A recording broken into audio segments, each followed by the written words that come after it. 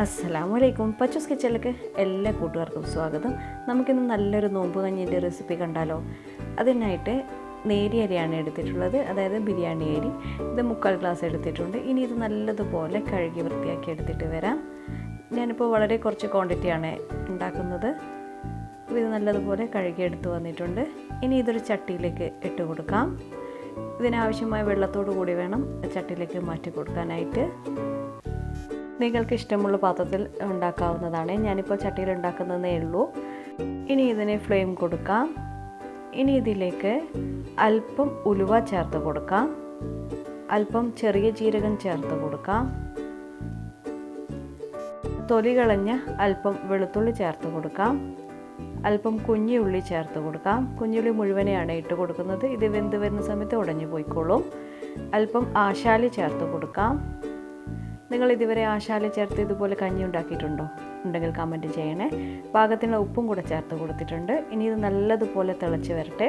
ആ സമയം കൊണ്ട് ഒരു കൈപ്പിടി നിറയെ തേങ്ങ എടുത്തിട്ടുണ്ട്. ഇത് മിക്സിയുടെ ജാറിലേക്ക് ഇട്ടിട്ടുണ്ട്. ഇതിലേക്ക് അല്പം ജീരകം ചേർത്ത് അല്പം വെള്ളവും ഒഴിച്ച് നല്ലതുപോലെ അരച്ചെടുത്തിട്ട് വരാം. നിങ്ങൾക്ക് വേണമെങ്കിൽ തേങ്ങാപ്പാൽ ആക്കിയെടുക്കാം. ഞാനിപ്പോൾ തേങ്ങ മുഴുവനെ അരച്ചെടുത്തിട്ടാണ് ഇതിലേക്ക് ചേർത്ത് കൊടുക്കുന്നത്. നല്ലതുപോലെ മഷി പോലെയാണ് അരച്ചെടുക്കേണ്ടത് തേങ്ങ ചേർക്കുകയാണെങ്കിൽ. ഇപ്പോൾ നല്ലതുപോലെ കഞ്ഞി റെഡി ആയിട്ടുണ്ട്. എല്ലാ അരികളും നല്ലതുപോലെ വെന്ത് വന്നിട്ടുണ്ട്.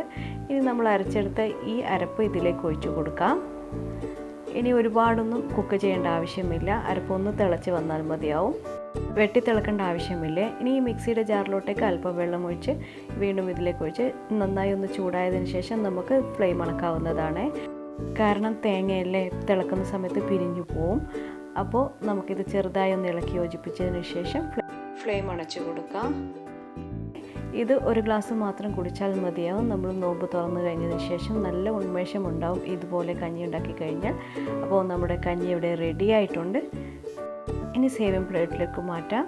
അപ്പോൾ നമ്മുടെ സ്വാദിഷ്ടമായ ഈ കഞ്ഞിയുടെ റെസിപ്പി നിങ്ങൾക്ക് ഇഷ്ടപ്പെട്ടെങ്കിൽ നിങ്ങൾ നിങ്ങളുടെ കൂട്ടുകാർക്കൊക്കെ ഷെയർ ചെയ്യുവാനും ലൈക്ക് ചെയ്യുവാനും കമൻറ്റ് ചെയ്യുവാനും, അതുപോലെ വീഡിയോ ആദ്യമായി കാണുന്നവരാണെങ്കിൽ ചാനൽ സബ്സ്ക്രൈബ് ചെയ്യുവാനും മറക്കല്ലേ. താങ്ക്